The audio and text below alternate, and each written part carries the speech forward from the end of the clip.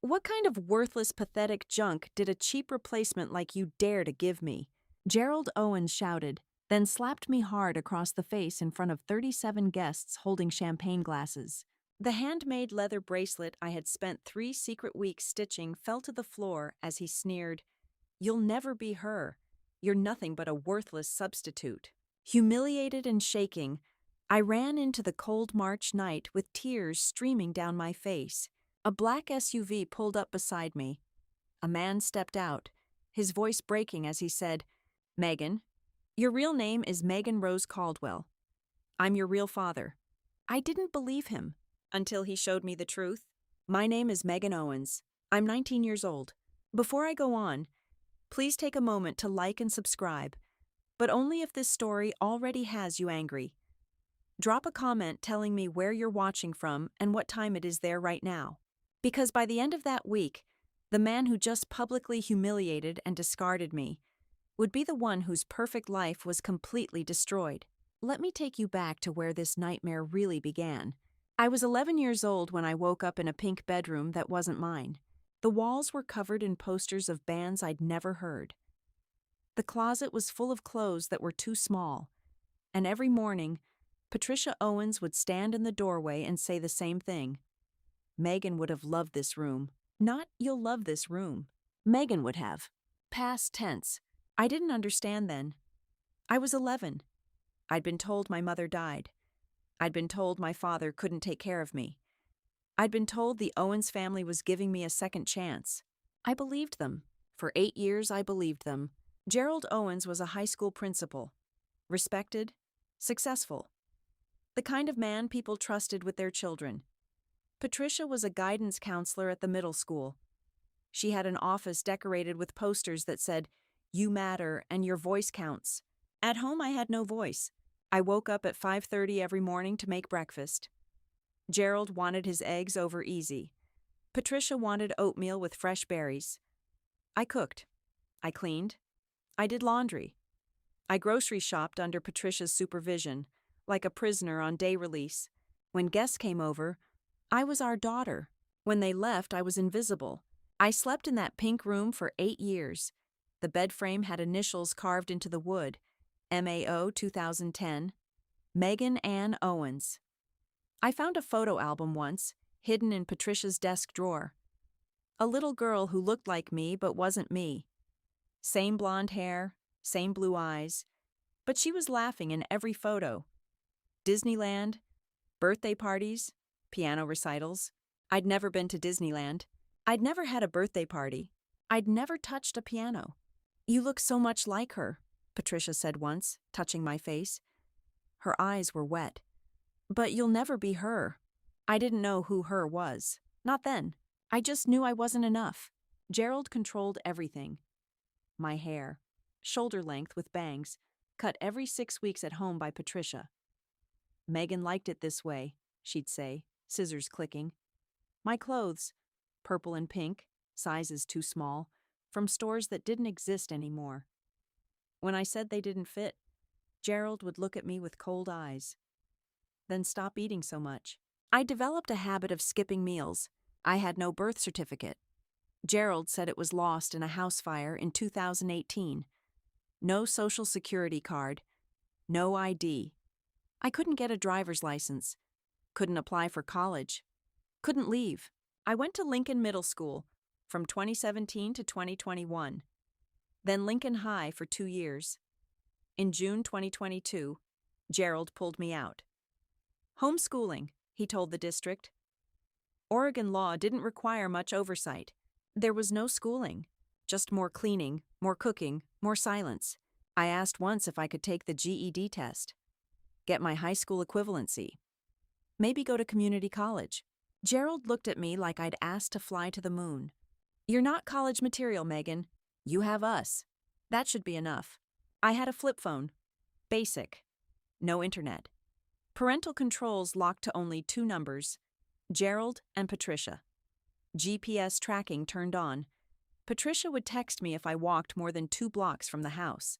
"I can see you're at the grocery store. Don't take long. Come straight home." I was 19 years old and I was tracked like a criminal. Every night at 11:30, Patricia would stand outside my bedroom door and whisper. I thought she was talking to me at first, apologizing for the cold treatment, the criticism, the way Gerald looked at me like I was defective merchandise. But one night, I opened the door while she was whispering. She didn't see me. She was staring at a framed photo of the girl from the album, the real Megan, tears streaming down her face. I'm sorry I couldn't save you, Patricia whispered to the photo. I'm sorry you're gone. She wasn't talking to me. She was talking to a ghost. And I was just the body they'd dressed up to play the part.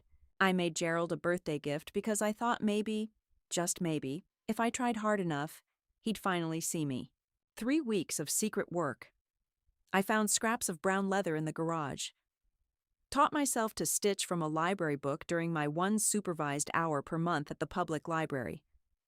A simple bracelet, brass clasp, clean lines. I didn't know I'd made the exact same bracelet the real Megan had made for Gerald in 2010. I didn't know that bracelet was in a box in the attic, labeled Megan 2003 to 2011. I didn't know I was recreating a ghost's gift. January 14th, Gerald's birthday. The house was full. 37 guests, teachers from Lincoln High, neighbors, community friends. I'd spent all day cooking, setting up, serving. I was invisible until the gifts. This is from Megan, Patricia said, handing him my small box. I watched his face as he opened it, white, then red. His hands shook. The room went quiet, and then he exploded. What kind of worthless, pathetic junk did a cheap replacement like you dare to give me? The slap came so fast I didn't see it, just felt it. The crack echoed louder than any voice. My cheek burned. I tasted blood. The bracelet hit the floor. 37 people. Not one moved. Not one spoke. Gerald's face twisted. You'll never be her. You're nothing but a worthless substitute. Substitute. Replacement. The words I'd heard my whole life, whispered behind closed doors, finally said out loud. I ran. I didn't plan it. Didn't think. I just grabbed my backpack from my room. $47 in coins and crumpled bills, a thin jacket, the flip phone, and a photo I'd hidden months ago. The photo of the real Megan. I ran out the back door into the January night. 3 blocks. That's as far as I got before my lungs gave out. I sat on a curb outside a closed grocery store, shaking. It was 47 degrees. Drizzling. I had nowhere to go. I didn't even know if I existed outside that house. Headlights. A black SUV slowed, stopped. I thought, this is it. Gerald found me. Or worse, a stranger. The driver's door opened. A man stepped out. Mid-40s, flannel shirt, jeans, kind eyes, nervous. Behind him, an older man with a cane got out of the passenger side. The younger man raised both hands, non-threatening. Megan rose. I stood, ready to run again. Don't run, please. I'm not going to hurt you. He pulled a folded paper from his jacket, held it out. A missing child poster. Megan Rose Caldwell, age 11. Last seen September 23rd, 2017. Riverside Park, Eugene, Oregon. The girl in the photo had blonde hair, blue eyes, and a scar on her forehead, just like mine. The scar Patricia made me cover with makeup every single day. The man's voice broke. Megan, your real name is Megan Rose Caldwell. I'm your real father. I didn't believe him until he showed me the truth. My name is Ryan Caldwell, the man said. This is Chuck Brennan. He's a retired detective. We've been looking for you for 8 years. I got in the SUV, not because I trusted them, because I was too cold and too broken to care what happened next. Ryan drove carefully, slowly, like he was afraid I'd jump out. Chuck turned in his seat. We're not kidnapping you, Megan Rose. We're trying to bring you home. My name is Megan Owens, I said. My voice sounded small. My father is Gerald Owens. Ryan's hands tightened on the steering wheel. No, he's not. He pulled into a motel parking lot. Motel 6, Springfield. The irony, same town, but miles from the Owens house. They got me a room, room 13, separate from theirs. Ryan handed me the key. Lock the door. You're safe. I'm next door if you need anything, but you don't have to talk to me. You can just rest. The room had a window. I hadn't had a real window in 8 years.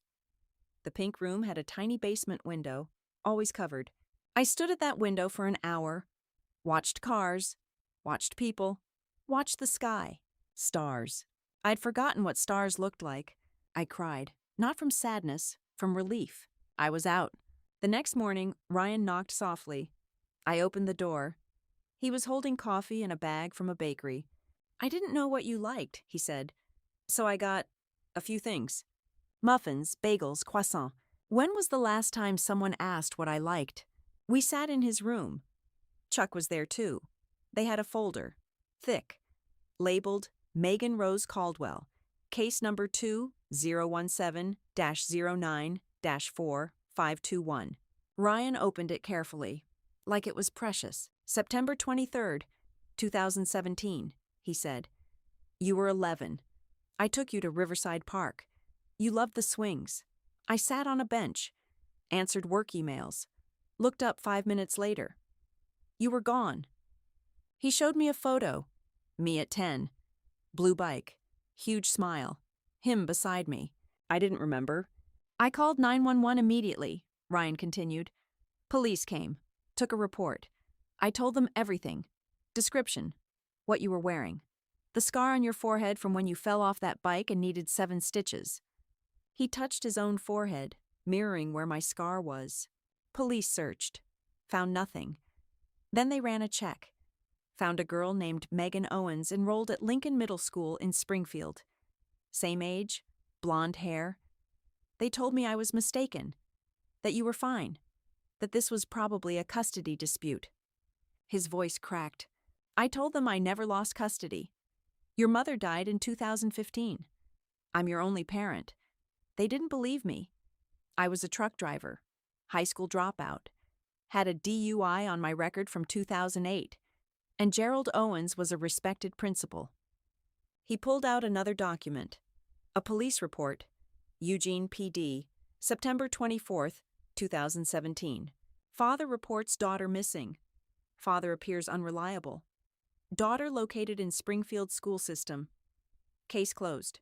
Case closed. While I was living in a pink room, being told I'd never be good enough, Chuck leaned forward. I was still working for Eugene PD back then. I saw the report. Something felt wrong. But my supervisor shut it down. Said we couldn't waste resources on a custody dispute. I retired in 2020, Chuck continued. Started helping Ryan pro bono.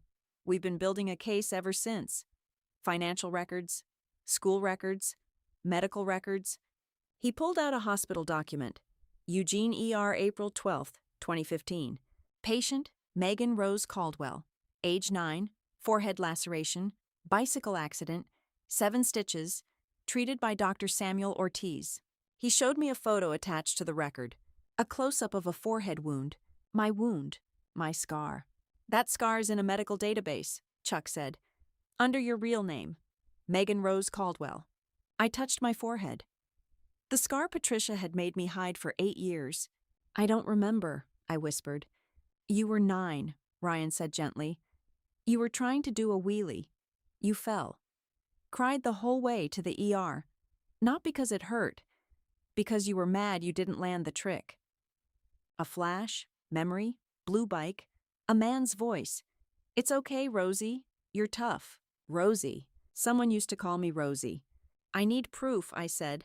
My voice was stronger now. Not just photos, not just stories. I need DNA proof. Ryan didn't hesitate. Absolutely. Whatever you need. We went to LabCorp on January 17th. A woman named Dana took samples. Buccal swab. Simple. Quick. Results in 3 business days, she said. We'll email them Monday.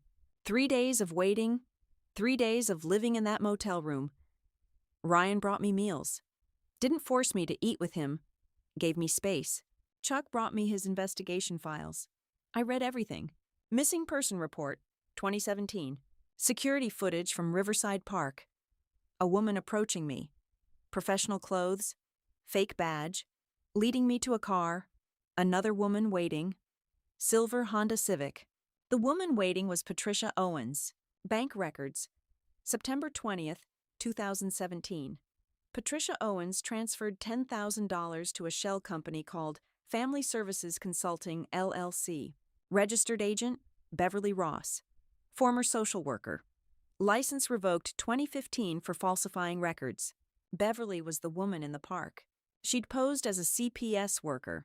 Told me there was an emergency. My dad was hurt. I needed to come with her. I was 11. I believed her. She took me to Patricia. Patricia told me my father died, that the Owens family would take care of me now. I believed that too. Chuck had tracked Beverly to Boise, Idaho. She'd been working under a different name for years. When confronted, she broke down. Patricia told me it was a custody dispute, Beverly's statement read. She said the father was dangerous. I didn't know it was kidnapping. I swear. $10,000. That's what I was worth. Monday, January 20th, 2:13 p.m. The email arrived. Subject: Paternity test results. Order number OR-2026-011723. I opened it on Ryan's phone. My hands shook. PDF attachment? I clicked. Scanned for the number. Probability of paternity, 99.97%. Combined paternity index, 47,832,154 to 1. Ryan's voice broke. You're my daughter. Legally, scientifically, biologically. You always were. I stared at the number. 99.97%. 8 years of being told I was Megan Owens. 8 years of being a substitute. Destroyed by one number. My name is Megan Rose Caldwell, I said out loud. First time in 8 years. Ryan wiped his eyes. Yes it is. Chuck spoke. Practical. Detective brain. This is court-admissible evidence. We can file to restore your legal identity. Get your birth certificate corrected. Social security records fixed. Everything.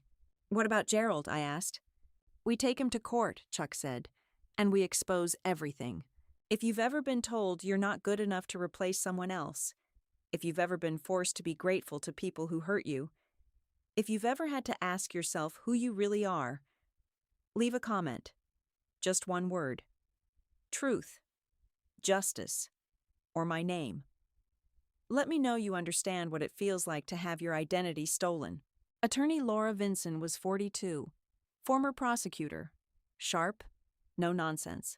She reviewed the evidence in her Eugene office. DNA test. Missing person report. Security footage. Bank transfer. Beverly Ross's statement. She was quiet for a long time. Then, this is one of the most egregious cases I've ever seen. She looked at me. They didn't just kidnap you. They tried to erase you. We're going to restore you legally, and we're going to put them in prison. Before we file, Laura continued, we need one more piece of evidence. She pulled out a death certificate. Megan Ann Owens, born March 15th, 2003. Died June 4th, 2011. Cause: accidental drowning. Gerald and Patricia had a daughter, Laura said. She drowned in their backyard pool. She was 8. They were at a party. Left her home alone. My stomach turned. You look like her, Laura said gently. That's why they chose you. The photo album. The pink room. The clothes that didn't fit. I wasn't Megan Owens. I was a replacement for a dead girl. We need to prove she's really dead, Laura said, and that you're not her. February 3rd. Police excavated the Owens' backyard. I wasn't there. Laura didn't want me to see it. But I saw the photos later. A small wooden coffin, handmade, 4 feet deep. Skeletal remains. Child-sized.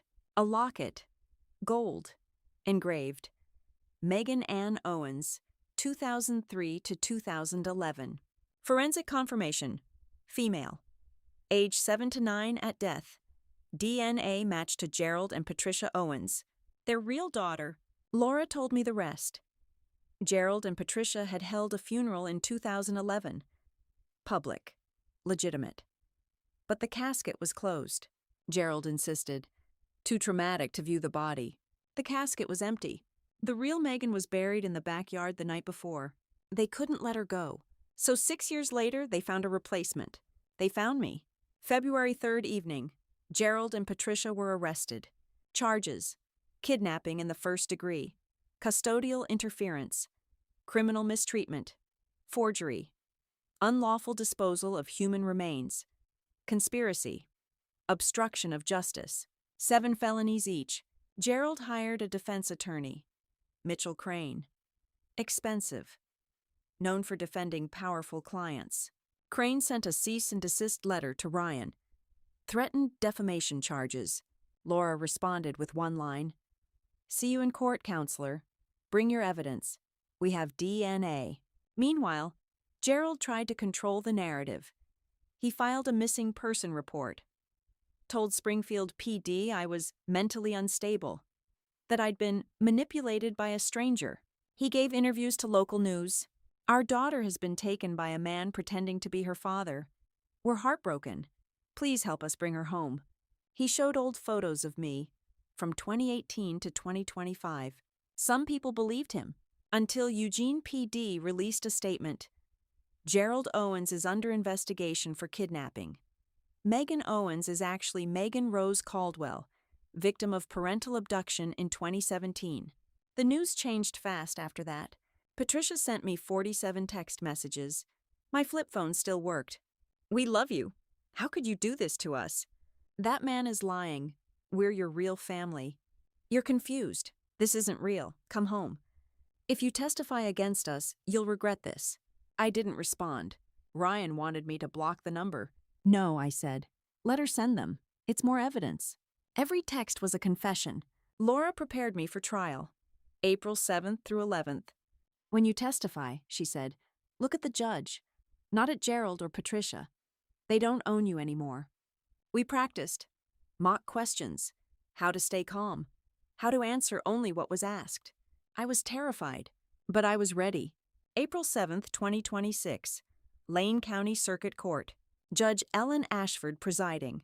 20 years on the bench. Former prosecutor. Known for fairness. The courtroom was packed. Media. Public gallery full. Gerald and Patricia entered in civilian clothes. Out on bail. $500,000 each. Posted by Patricia's brother. They looked smaller than I remembered. Gerald wore a gray suit. Patricia a navy dress. They sat at the defense table with Mitchell Crane. Ryan and I entered from the side door. Gerald looked at me. I looked back. Didn't flinch. Judge Ashford's gavel fell. This court is now in session. The State of Oregon versus Gerald Thomas Owens and Patricia Ann Owens. DA Martin Greer stood. 15 years prosecuting. Calm. Precise.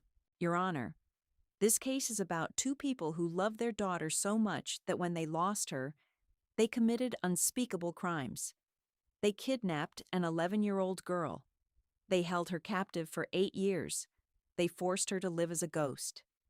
Today, we restore her name, and we hold them accountable. Mitchell Crane tried to reframe. My clients are grieving parents who made terrible decisions born from unbearable loss. They gave Megan a home, food, shelter. Yes, they made mistakes. But this is tragedy, not malice. Judge Ashford's face was unreadable. The prosecution called Ryan first. He was sworn in, identified himself, told the story of September 23rd, 2017. The park, the disappearance, the police dismissal. "Did you ever give consent for anyone to take your daughter?" Dia Greer asked. "No, never." Cross-examination. Crane tried to paint Ryan as negligent. "You looked away. You let her get taken." Ryan's voice was steady. "I was a single father doing my best. They are criminals who stole my child. Don't put this on me." D.A. Greer called Dr. Teresa Lynn, LabCorp DNA analyst. She explained the paternity test. Simple terms. For the jury, the DNA evidence conclusively establishes Ryan Caldwell as the biological father of Megan Rose Caldwell. Probability, 99.97%. Combined paternity index, over 47 million to 1. In layman's terms, De Greer asked, there is no reasonable doubt. Mitchell Crane stood for cross-examination. Sat back down. No questions. He couldn't dispute science. Forensic document examiner. Dr. Neil Grayson. 30 years experience. He showed the jury the forged consent form. The signature purporting to be Ryan's. This is a forgery. Pressure points are inconsistent. Letter formation doesn't match Ryan Caldwell's known handwriting. I would testify to this in any court in this country. Bank records, $10,000. Patricia to Beverly Ross. Then Beverly herself. Immunity deal. Terrified. Patricia hired me to pose as a CPS worker. Paid me $10,000. Told me it was a custody dispute. I didn't know it was kidnapping. Security footage. Riverside Park. September 23rd, 2017. 2:47 p.m. The jury watched me, 11 years old, purple t-shirt, follow Beverly to Patricia's car. The courtroom was silent. April 9th, day 3. The state calls Megan Rose Caldwell. I walked to the witness stand, past the defense table. Gerald and Patricia stared. I didn't look at them. Sworn in, hand on Bible. Do you swear to tell the truth, the whole truth, and nothing but the truth? I do. I sat. D.A. Greer approached. Please state your name for the record. I looked at Judge Ashford. Took a breath. My name is Megan Rose Caldwell. For 8 years I was forced to answer to Megan Owens. But that was never my name. My name is Megan Rose Caldwell. Patricia started crying. Gerald stared at the table. Tell us about your life with the Owens, D.A. Greer said. I did. The pink room, the clothes that didn't fit, the forced haircuts, no ID, no birth certificate, pulled from school, no education, working as unpaid labor, being told every day, you'll never be her, being treated like a placeholder, a substitute, a ghost given flesh. I slept in a dead girl's room, I said. I wore a dead girl's clothes. They wanted me to become her, but I couldn't, because I wasn't her. I was me, Megan Rose Caldwell, and they stole that from me. 40 minutes, chronological, specific. The jury listened. Some cried. Did you ever try to leave? D.A. Greer asked. Every day, in my head. But I had no ID, no money, nowhere to go. I didn't even know who I really was until January 14th, 2026. I described the birthday party, the bracelet, the slap. He slapped me so hard I tasted blood, and then he called me a replacement. In that moment I knew. I wasn't his daughter. I was something else. Something disposable. The bracelet was entered as evidence, side by side, with a photo of the original from 2010. Identical. The jury stared. What do you want this court to know? D.A. Greer asked. I looked at the jury. All 12 faces. Then Judge Ashford. Then, briefly, Gerald and Patricia. I am not a replacement. I am not a ghost. I am not Megan Ann Owens. I am Megan Rose Caldwell. I am Ryan Caldwell's daughter. I was stolen when I was 11. I lost 8 years of my life. I want my name back. I want my identity back. I want accountability. Not revenge. Justice. Because what they did was wrong, and wrong should have consequences. Mitchell Crane stood for cross-examination, paused, looked at me, looked at the jury, sat back down. No questions, Your Honor. Smart move. Judge Ashford addressed me directly. Rare, but she did it. Ms. Caldwell, thank you for your testimony. This court recognizes your courage. I stepped down, walked back to the gallery, sat next to Ryan. He squeezed my hand. I cried. Silent tears. Relief. The prosecution called one more witness. Surprise. Mrs. Dorothy Fletcher, 68, the Owens' next-door neighbor for 26 years. She was nervous, but determined. In September 2017, I noticed their daughter looked different. Taller, different face. I mentioned it to Patricia. She said Megan had a growth spurt.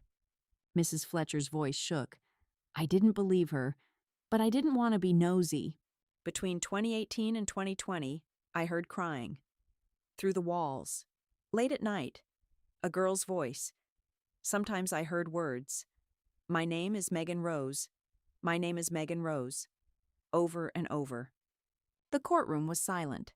"I should have called police," Mrs. Fletcher said, crying. "Gerald threatened me once, told me to mind my own business, said it could affect his position at the school. I was scared, but that's no excuse. I should have helped her." She looked at me. "I'm sorry I didn't help you sooner, dear, but I'm here now, and I'm telling the truth." Cross-examination. Crane tried to discredit her. "If you were so concerned, why didn't you call authorities?" Mrs. Fletcher's voice was firm. "Because I was afraid of Gerald Owens. He had power in this community. I was just an old woman. I know it was wrong. That's why I'm here now." The prosecution rested. The defense called no witnesses. Gerald and Patricia invoked their Fifth Amendment right not to testify. Closing arguments. Mitchell Crane tried. "Grief is not an excuse, but it is an explanation. My clients are broken people who made broken choices. Please consider the context of overwhelming grief." 15 minutes, weak. D. Agreer stood. 20 minutes, powerful. Grief does not justify kidnapping. Love does not justify stealing a child. Gerald and Patricia Owens committed calculated, sustained crimes for 8 years. They must be held accountable. The jury deliberated. 4 hours. 2:47 p.m. Note from the jury. "We have reached a verdict." We reconvened. 4 persons stood. "We, the jury, in the matter of the State of Oregon versus Gerald Thomas Owens and Patricia Ann Owens, find the defendants guilty on all counts." Patricia collapsed in her chair. Gerald sat frozen. I exhaled. Long breath I'd been holding for months. Sentencing. April 18th. Judge Ashford reviewed everything. Victim impact statement, presentence reports, sentencing guidelines. The defendants exploited their positions of trust and authority to commit crimes of staggering cruelty. They kidnapped a child. They held her captive for 8 years. They erased her identity. They showed no remorse. She paused. "Gerald Thomas Owens, I sentence you to 25 years in Oregon Department of Corrections, with no possibility of parole for 20 years. Patricia Ann Owens, I sentence you to 25 years in Oregon Department of Corrections, with no possibility of parole for 20 years. Gavel. Final. Then Judge Ashford signed a separate order. The legal identity of the victim is hereby restored. She is, and has always been, Megan Rose Caldwell, born August 15, 2006, daughter of Ryan Michael Caldwell. All records identifying her as Megan Owens are nullified. Birth certificate, social security records, all legal documents shall reflect her true identity." She looked at me. "Megan Rose Caldwell, this court acknowledges the grave injustice done to you. Your name, your identity, and your legal status are fully restored. You are free, legally, officially, and completely. Restitution order, $200,000 cash, plus forfeiture of the Owens house, $385,000. Total, over $500,000. Gerald and Patricia were led away in handcuffs. Separate transport. Patricia looked back at me one last time. I didn't look back. Outside the courthouse, media everywhere. Laura gave a brief statement. Then I stepped forward. "My name is Megan Rose Caldwell. For 8 years I was forced to live as someone else. Today I got my name back. I want anyone living under a stolen identity to know you are not alone. There are people who will believe you. There is justice." As we walked to the parking lot, a transport van passed, taking Gerald and Patricia to prison. The van stopped at a light. Patricia saw me through the window, called out, "Megan Owens!" I stopped, turned, walked toward the van. Patricia's face was visible through the reinforced glass. Tears streaked. I stood close enough to be heard. "My name is Megan Rose Caldwell. You don't get to call me Megan Owens. You never did. That name was a lie, and I'm done living lies." Patricia sobbed, pressed her hand against the window. "I loved you. I loved her. I just wanted her back." "You didn't love me," I said quietly. "You loved a ghost. I was just convenient." Gerald watched from a different window, said nothing. The van pulled away. Ryan and I stood together, watched it disappear. "Do you think they'll ever understand what they did?" I asked. No, Ryan said. But it doesn't matter, we know. 6 months later, October 2026. I live in a house in Eugene now. 2 bedrooms, big windows in every room, front porch, backyard with a garden. I have my own room, teal walls, my choice, large window overlooking the garden. I open it every morning. Fresh air, freedom. I enrolled at Lane Community College, took my GED in July, passed with high scores. Now I'm taking classes, English, psychology, social work. I want to help people who've lost themselves. I go to therapy twice a week. Dr. Angela Foster, the forensic psychologist who testified at the trial. She's helping me learn how to be Megan Rose instead of a replacement. Ryan teaches me to drive. He's patient, doesn't yell, doesn't criticize. I passed my driver's test in October, got my license. Photo ID, real name, real face, real smile, Megan Rose Caldwell. Ryan brought home a dog in September, golden retriever mix, 2 years old, rescue. I named him Copper II. He sleeps at the foot of my bed every night. I don't sleep alone anymore. I'm not afraid anymore.